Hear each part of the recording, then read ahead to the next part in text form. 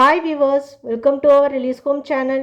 Daily நம்ம பண்ணக்கூடிய kitchen ஒர்க்கில் ரொம்ப முக்கியமான கிச்சன் டிப்ஸை தான் நம்ம பார்க்க போகிறோம். அதுக்கு இந்த வீடியோவை நீங்கள் ஸ்கிப் பண்ணாமல் பாருங்கள். அப்போ தான் எல்லா டிப்ஸோட ஃபுல் இன்ஃபர்மேஷனும் உங்களுக்கு கிடைக்கும். அதுக்கு முன்னாடி நம்ம ரிலீஸ் ஹோம் சேனலில் நீங்கள் சப்ஸ்கிரைப் பண்ணாமல் இருந்தீங்கன்னா சப்ஸ்கிரைப் பண்ணிடுங்க. பக்கத்தில் உள்ள பெல் ஐக்கானை கிளிக் பண்ணிக்கோங்க. இப்போ ஒவ்வொரு டிப்ஸாக பார்க்கலாமா?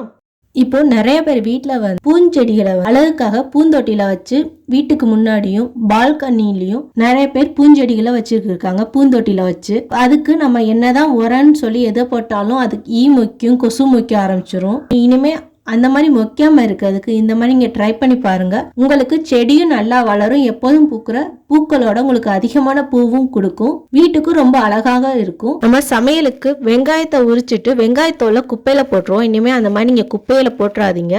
அந்த வெங்காயத்தோலை எடுத்துக்கோங்க. வெங்காயத்தோலை எடுத்துட்டு வாழைப்பழ தோல் இருக்குல்ல, இது ரெண்டையும் தண்ணியில போட்டு நல்லா கொதிக்க விட்டுருங்க. அது கள்ளி தண்ணியா இருந்தா ரொம்ப நல்லதா இருக்கும். கள்ளி தண்ணி இல்லைன்னா நீங்க சாதா தண்ணியிலேயே கொதிக்க விடுங்க. இது நீங்க கண்ணி தண்ணியிலேயே கொதிக்க வச்சீங்கன்னா அது இன்னமும் உங்க செடிகளுக்கு நல்ல சத்தா இருக்கும். இந்த வெங்காயத்தோலும் வாழைப்பழத்தோலும் நல்லா கொதிக்க விட்டதுக்கு அப்புறம் ஆஃப் பண்ணி தண்ணி ஆற விட்டுருங்க. தண்ணி ஆறினதுக்கு அப்புறம் அதை வடிகட்டிட்டு செடியில இந்த மாதிரி நல்லா ஊத்திருங்க. இந்த மாதிரி நீங்க ஊத்துனீங்கன்னா செடி எப்போதும் கொடுக்குற பூக்களோட அதிகமான பூ கொடுக்கும். உங்க செடியில எறும்பு கொசு அந்த மாதிரி நிறைய வராம இருக்க நீங்க ஆம்லெட் ஆஃப் ஆயில் ஏதாவது போட, இல்ல சமையலுக்கு எதுக்காக முட்டை யூஸ் பண்ணிருப்பீங்களா உடைச்சு ஊத்தி, அந்த முட்டையோட அப்படியே எடுத்துட்டு இந்த செடிக்கு நீங்க வச்சிட்டீங்கன்னா, இல்லாட்ட 1-2 உடைச்சு இந்த மாதிரி வச்சிட்டீங்கன்னா அந்த முட்டை ஓடைக்கு அந்த எறும்பு கொசு எதுவுமே வரவே வராது. அது அந்த முட்டையோடு அந்த செடிக்கு நல்லா உரம், அதுவும் உங்களுக்கு நல்ல பூக்கள் கொடுக்கும். இதை ட்ரை பண்ணி பாருங்க, உங்களுக்கு ரொம்பவே பிடிக்கும், யூஸ்ஃபுல்லாகவும் இருக்கும். இந்த டிப் உங்களுக்கு பிடிச்சிருந்துச்சுன்னா லைக் பண்ணுங்க, சப்ஸ்கிரைப் பண்ண மறந்துடாதீங்க.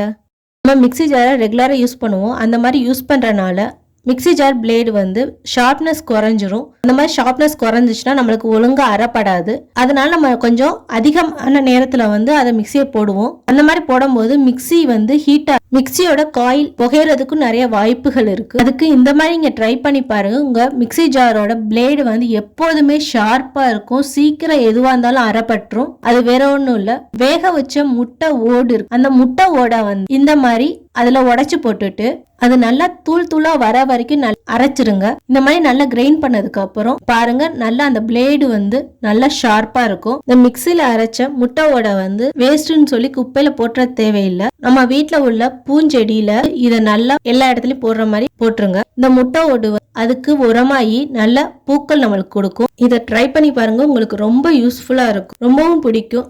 இந்த டிப்ஸ் உங்களுக்கு பிடிச்சிருந்துச்சுன்னா லைக் பண்ணுங்க, சப்ஸ்கிரைப் பண்ண மறந்துடாதீங்க.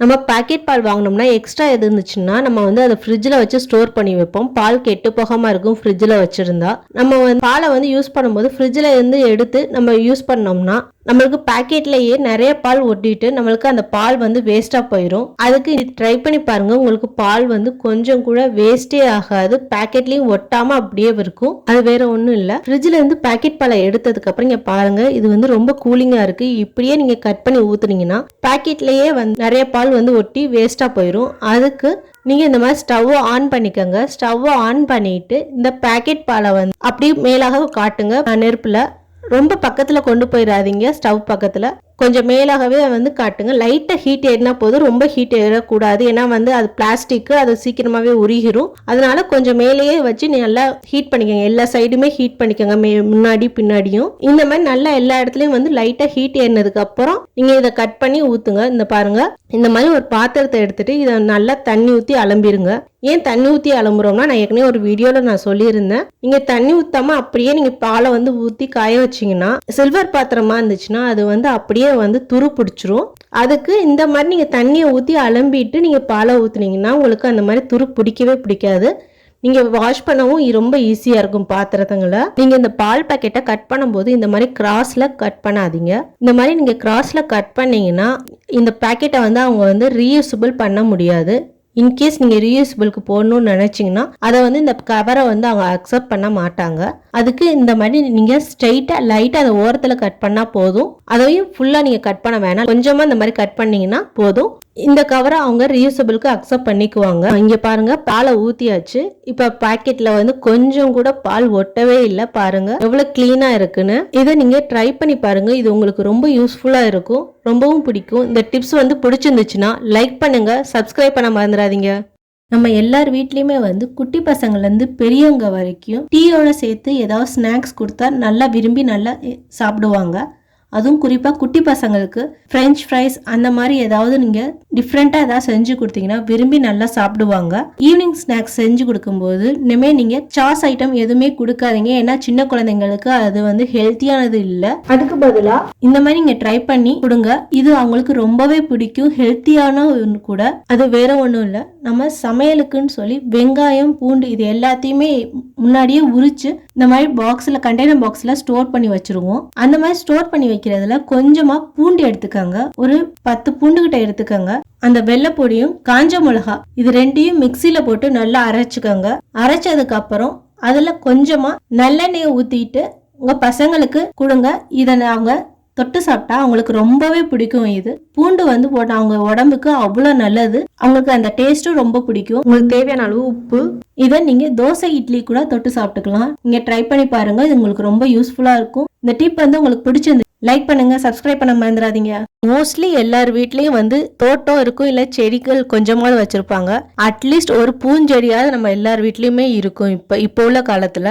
ஆனா அந்த செடிக்கு என்னதான் நம்ம தண்ணி ஊத்தி எப்படிதான் பராமரிச்சாலும் செடியும் ஃப்ரெஷ்ஷா இருக்கிறதுல அதுல பூக்கிற பூவும் வந்து அவ்வளவு ஃப்ரெஷ்ஷாவே இருக்காது. பூ வந்து நம்மளுக்கு கம்மியா தான் கொடுக்குது. இனிமே இந்த மாதிரி இங்க ட்ரை பண்ணி பாருங்க, அந்த பூ வந்து நிறையவும் கொடுக்கும், நல்லா பெருசா ஃப்ரெஷ்ஷாவும் இருக்கும் செடியும். நம்ம டெய்லி சமையலுக்கு உரிக்கிற வெங்காயத்தோலை வந்து தேவையில்லைன்னு சொல்லி தூக்கி போட்டுறாதீங்க. அதை தனியா எடுத்து வச்சுட்டு நம்ம அரிசிக்கு களைவோம் தண்ணி, அந்த தண்ணியையும் நல்லா களைஞ்சிட்டு அந்த தண்ணியையும் எடுத்து நம்ம உரிச்சு வச்ச வெங்காயத்தோலை அந்த தண்ணியில போட்டுருங்க. இந்த மாதிரி போட்டுட்டு ஒரு நைட் ஃபுல்லா அதை நல்லா ஊற விட்டு, நம்ம மண் தரையா உங்க வீட்டுல வந்து மண் தரையா இருந்துச்சுன்னா அப்படியே அந்த தோலோட நீங்க போடலாம். இல்ல நீங்க தனியா வந்து பூந்தொட்டியில வச்சிருந்தீங்கன்னா அந்த தண்ணியா வடிகட்டிட்டு அந்த வெறும் அந்த தண்ணியை மட்டும் ஊத்துங்க. ஏன்னா பூந்தொட்டியில வந்து அந்த தோலோட சேர்த்து போட்டீங்கன்னா கொசுலாம் நிறைய மொக்க ஆரம்பிச்சிரும், அது ஒழுங்கா மக்காது.